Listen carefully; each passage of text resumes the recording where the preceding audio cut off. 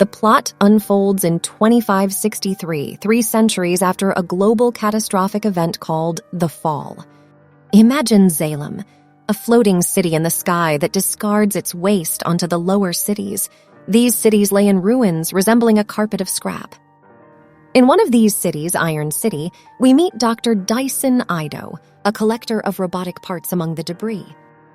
One day, Dr. Ido stumbles upon a discovery, the torso of a still-living cyborg, a scene reminiscent of the cyberpunk aesthetic. Determined to save her, he takes her to his workshop, where with the help of Nurse Gerhard, he provides her with a new body, and after many hours of labor, he manages to revive her. When she wakes up, the cyborg is bewildered and struggles to adapt to her new body. After getting dressed, she decides to search for answers. This is when Dr. Dyson reveals her condition as a cyborg with a human brain, which should allow her to remember something of her past, but she insists that her mind is empty. Dyson decides to call her Alita and introduces her to the outside world, telling her about Salem and Iron City. He explains that after the fall, only Salem remained standing. Everyone in the lower cities works for those above, that is, for Salem. However, no one can ascend due to an unbreakable law. Alita is drawn to a local sport called motorball, but Dyson advises her not to get distracted by it. While he takes care of some business, he leaves Alita enjoying a meal on the street. Here she finds a dog and a wanted poster with a reward for a woman killer. Suddenly, a Centurion robot starts moving down the street, demanding everyone to clear the way, but Alita instinctively guards herself. She's about to be crushed if it wasn't for a boy named Hugo who saves her. Nevertheless, Alita goes back into danger to rescue the dog. The attraction between both of them is evident. Hugo uses the excuse that she's a cyborg to examine her more closely, but we all know his true intentions. Or not. Well, he is surprised to find out she doesn't know anything about the city. Right then, Dyson arrives to interrupt them, and we find out Hugo often collects parts for him. At night, a woman was returning home when suddenly someone approached her from behind and killed her with a scythe. Her screams awaken Alita, who, following the noises in the house, finds Dyson coming back with a suitcase and blood-stained hands. In the morning, while Dyson is treating a bald cyborg, he mentions that traffickers stole the cyborg's limbs. Alita doesn't understand why. Dyson explains that they do it to obtain parts for motorball. As a preventive measure, he instructs her to stay in at night and not to venture too far during the day. Despite this, the first thing Alita does is go out onto the streets, where she is confronted by a woman named Chirin, who shows intense interest in her body. It soon becomes apparent that Chirin is Dyson's ex-wife, and Alita has caught her attention because her body once belonged to their late daughter. Chirin is a woman of high society from Iron City who has descended to the suburbs to propose a collaboration with Dyson in her new laboratory. Their goal would be to create the best motorball champions and thereby secure a ticket to Salem, which would allow them to finally leave Iron City. However, Dyson, without a second thought, rejects her proposal as he refuses to create monsters. As Chirin leaves in anger, Dyson sees Vector, Chirin's current partner, who seems none too pleased with his response. Meanwhile, Alita visits Hugo, who invites her to play motorball with his friends, among whom the most important are Koyomi and Tanji. The game consists of racing around the track while holding the ball, and others try to snatch it from you to cross the finish line, or in this case, score. As she's new to this, she initially experiences several falls, either accidentally or due to pushes from Tanji. However, the second round begins, and Alita is ready. She blocks Tanji's strikes, takes the ball, and humiliates him by knocking him down. When the game concludes, Hugo offers to take her home on his motorcycle so she doesn't arrive late. On the way, they make a stop to buy chocolate.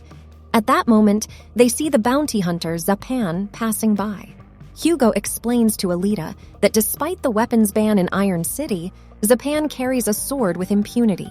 Despite her efforts, Alita arrives home late and is greeted by Dyson Ido, who insists on the importance of trusting no one in the city for her safety. The next day, Hugo continues showing her around the city and takes her to the top of a building to confess that he dreams of living in Salem. He also reveals that it's possible to ascend as long as they have the right contacts. Importantly, he makes her understand that she, having arrived with the trash, comes from Salem. Later, before going to bed, Alita sees Ido leaving again and decides to follow him. She observes that he appears to be pursuing a woman and suspects he might be the murderer. When Ido pulls out his weapon, Alita intervenes to stop him, but it all turns out to be a trap. The real killers are the giant Grewishka and the Reaper Romo. At this point, Alita discovers that Ido is also a bounty hunter. Romo attacks first, but Ido, in their first exchange, manages to rip off an arm. However, his old age betrays him and he ends up being knocked down. Just at that moment, the woman supposedly in danger reveals herself as a cyborg, Nisiana. Alita decides to trust her instincts and lunges at Romo, hitting him until he stops moving. Immediately afterward, Nisiana attacks her with her blade arms, but Alita, thanks to her reflexes, dodges each strike. When Nisiana almost manages to hit her, Alita stands up and crushes her head, separating it from her body. Grewishka, seeing his companions fall, decides to face Alita, but he is also no match for her. During the confrontation, Alita remembers that she used to be a warrior on the moon, a battle angel known as Number 99. After ripping an arm off Grewishka, Alita uses Ido's weapon to make him retreat. After the battle, Ido hands over the killer's cores to claim the bounty at the factory, where hunters are reported. Alita asks Ido to tell her everything he knows about her and her body. Ido reveals that her body was created for his daughter, also named Alita, who was disabled but never got to use it. He tells her that one night, a patient to whom he had made a powerful body came looking for drugs, and upon being discovered, killed his daughter in his escape. Since then, in an attempt to alleviate his pain, he dedicated himself to searching for him and eventually killed him. But upon realizing that there were more dangers in the city, he decided to become a hunter. Ido also explains that her original cyber core is in her human brain, but she also has a core in her heart, powered by an antimatter microreactor, which could provide energy to Iron City for a long time. It's a forgotten technology that hasn't been used since before the fall. This reveals to Alita that she has been in existence for more than 300 years. On the other hand, after Chirin is rejected by Vector for a night of romance because he is preoccupied with the next day's game, we see her visited by Grewishka asking for help. Chirin is uninterested, but she changes her mind when Grewishka mentions he was wounded by Alita. However, the surprises do not end there, because during the repair, Vector appears and she discovers that Grewishka has a transmitter that receives orders from Salem. Vector argues that it is a waste of time, but just then, someone named Nova takes control of Grewishka and appears to be so powerful that Vector immediately apologizes. Nova orders them to rebuild Grewishka so he can kill Alita and bring her to him. Later, Nova leaves Grewishka's body only to possess Vector.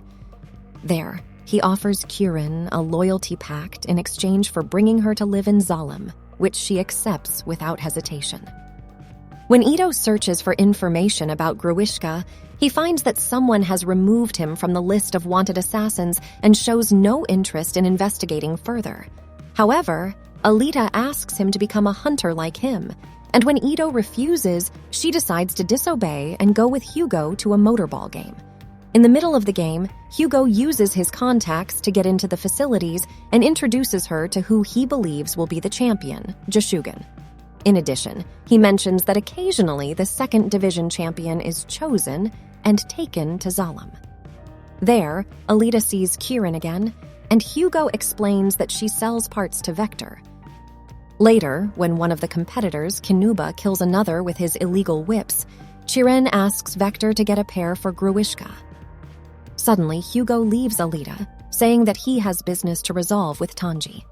We then see him and his gang kidnap Kinuba and extract his arm with the whips, all on Vector's orders, who personally executes him. The next day, Hugo takes Alita to the outskirts of Iron City. Along the way, he tells her that in the past, the other floating cities fell with the last attack of the United Republics of Mars. They soon arrive at an old URM ship that no one understands. Without thinking, Alita follows her instinct and dives into the lake to infiltrate it. Once inside, she reaches the command center where she finds a Berserker combat suit. Alita asks Dr. Ido to transplant her to the new body so she can confront Grewishka and the other assassins. But Ido refuses, explaining to her that she is a Berserker, the most advanced weapon of annihilation ever created. That's why he won't join her in that body created for war. But Alita is determined, so along with Hugo, she arrives at the hunter base and registers as one of them. She then enters the bar where the hunters gather, and the one who sees her identification mocks her, introducing her to the veteran hunters. Master Clive Lee with 207 confirmed kills, Screwhead, McTeague, and his dogs. And finally, he, the bearer of the legendary Damascus blade, forged before the fall. With that said, Alita seeks their help to obliterate Grewishka once and for all. However, her words only incite laughter. Zapan soon proposes to buy her a drink. Alita turns him down and teases him about the meticulous care he gives to his face. Zapan then lashes out at her, but Alita effortlessly evades his strikes and after disarming him returns his sword, adding insult to injury. After warning them that the defeated will obey her, she begins a fight with all the bounty hunters, triggering a full-scale brawl. Dyson arrives on the scene, worried about Alita, and manages to halt everyone by threatening to withhold any more free repairs. Grewishka then shows up, rebuilding and demanding Alita's body. Seeing him, the hunters opt not to intervene for their safety. Alita's dog, unafraid, confronts him. In response, Grewishka slaughters the dog without mercy. As a token of gratitude, Alita marks her face with his blood and initiates a fight against Grewishka. Noticing that she can dodge his whips, he lures her into the underground world where Iron City's garbage accumulates. Alita strikes first, delivering a potent kick, but not strong enough to break his arm. Grewishka then deploys his whips. After several maneuvers, she slams him into rocks, but it's evident that one of his whips managed to graze her. The villain resurfaces, and while forcing her to retreat, but this time she fails to dodge the whips. Her entire body ends up being dismembered. On the brink, Alita recovers her lost memories, in which she was training alongside her comrade Gelda, who had clarified that her mission was to defeat Nova. Despite being gravely injured, Alita persists in the fight, dragging herself, even managing to reach his head and extract an eye. Just then, Dyson and Hugo arrive with the help of Magday's dogs, forcing Grewishka to retreat. Following this, Dyson has no other option but to graft the Berserker body onto her, which adjusts to her unconscious self-image. Hence, it's larger than Dyson expected. The next day, Alita demonstrates that she now has full control of her body, even generating plasma fire from thin air. She then meets with Hugo, who, after explaining that her senses are now enhanced, proceeds to touch her and kiss her. She asks him if he's perturbed that she's not 100% human, but Hugo responds by kissing her more passionately because he cherishes her. In the meantime, Nova, writhing in Vector's body, informs Grewishka about Alita's origin, and with that knowledge, orders him to pursue her again. When Vector regains consciousness, he decides to play his own game as he doesn't trust Grewishka. So, he meets with Hugo to discuss Alita. The following day, upon waking up, Hugo is visited by Alita, and when she learns that he only needs 90,000 credits for Vector to take him to Salem, she offers to work as a bounty hunter to earn him the money and even offers him her heart to sell to realize his dream. But he turns her down. However, he tells her that Vector has offered her a contract as a motorball player. In the second division, if she passes the tests and becomes a champion, both could reach Salem. All of this happens without them realizing that Zapan was observing them, plotting his revenge. Alita agrees, and we see her getting help from Dyson to prepare her armor because if it gets damaged, he won't be able to repair her body. Vector meets with the other players and offers 500,000 credits to whoever eliminates her. We also see that Hugo is not at the stadium as he interrupts Tanji mid-robbery to tell him that he won't work with him anymore. Tanji blames Alita, and this sparks a fight, but they stop when they see Zapan is present. Zapan informs him of his plan to kill Hugo and to claim a reward for it. He murders the cyborg they were robbing to frame him. He then proceeds to sever his arm. Tanji, still a friend, tries to defend him, so Zapan kills him. Thanks to this distraction, Hugo has enough time to throw a fire grenade at Zapan and flee. Meanwhile, the second division trial tests begin. At that moment, Dyson realizes that the players are comprised of wanted killers and bounty hunters like Screwhead. Understanding that it's all a trap, he informs Alita, and she acknowledges it when the rules are conveniently altered at the last minute. It's no longer teams, but a free-for-all duel. Regardless, she decides to carry on, quickly overtakes, and takes control of the ball, which she uses to knock down the first player before he attacks. She continues to topple them one by one, and when she notices that no one is pursuing the ball, she discards it by hurling it as a weapon. At one point, one of them uses his flame cannon, destabilizing her for Stinger to grab her and nearly behead her. But Alita, with her strength, changes her position and returns to the track, ready to tackle two more players. Then, Alita receives Hugo's plea for help and, having no other choice, decides to abandon the track to rescue her boyfriend, with the last two players tailing her to assassinate her. En route, due to a leak caused by Screwhead, one of the players falls off the pipes. When she is close to Hugo, Screwhead ensnares her with his chains, but before Stinger can behead her, Alita liberates herself and uses him as a shield, leading to Screwhead being dismembered. With his own chains, Stinger is tied to a shredding machine from which he cannot escape. Meanwhile, Zapan finally catches up to Hugo and is ready to kill him. However, Alita intervenes and saves him. An announcement reveals Hugo's secret, and how intervening between a hunter and his prey is illegal, which Zapan uses as an opportunity to hurt him. Alita can only try to keep him away from the approaching Centurion hunters, and in his last moments, he explains to her that he never killed anyone, that he exposed himself to danger to stop Tanji, and that he quit the business because of the love he felt for her. Chirin, sent by Vector, is on the scene, but, seeing the love that Hugo and Alita share, decides to lie to her boss and tell him they left. She approaches them to offer her help. Then we see Alita appear with Hugo's head, gaining approval from the Centurions. Zapan suspects, and upon approaching discovers that Hugo is still alive, as his head was connected to Alita's heart. He tries to remove it, but the Centurions believe Zapan wants to steal the bounty and judge him for breaking the laws. Alita, in response, attacks him. Later, Dr. Dyson manages to save Hugo by implanting his head into a new body.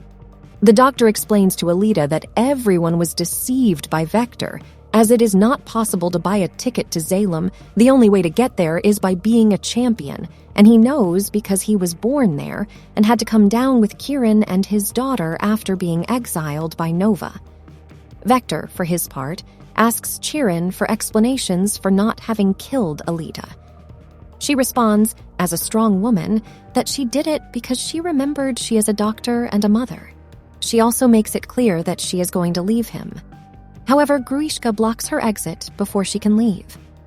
After thanking Dyson and recognizing him as her father, Alita returns to the hunter's base wielding the Damascus blade. She is recognized as a threat, so all the Centurions proceed to attack her. However, thanks to her Berserker body and the blade, she manages to dodge the bullets and destroy the robots with ease. Later, she infiltrates Vector's office, seeking revenge for what he did to Hugo. Vector hints that he will keep his word, but not in the way Alita expected, and reveals to her that he has completely dismembered Chirin's body, leaving only her brain intact for Nova to use, as, according to him, that's the only way to reach Salem. At that moment, Grewishka bursts in and Alita is injured. However, this allows her to recover another memory, where we see that she and Gelda were about to reach Salem, when the cable they were ascending breaks and only they survive. Alita remembers that her mission was to destroy Salem. Back in the present after this flashback, Alita uses her newfound knowledge to regenerate her wound. Grewishka swings his whip, but Alita dodges it and then cuts him in half. With Vector cornered, she forces Nova to manifest. Nova, who is in Salem, mentions that he is impressed by all she has achieved so far and promises her that no one will pursue her that day. Alita rejects his offer, and Nova warns her that he will find Dyson and Hugo and kill them. Hearing this, Alita decides to stab Vector's heart so that Nova loses an important puppet of the city.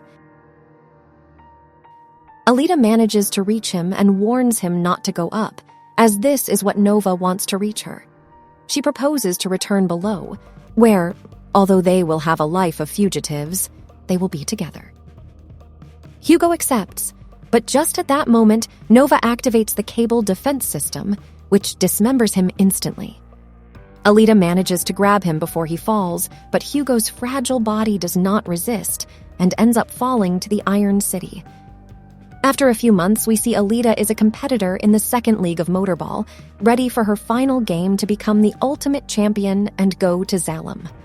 All this while Nova watches her from the heights, thus concluding the story.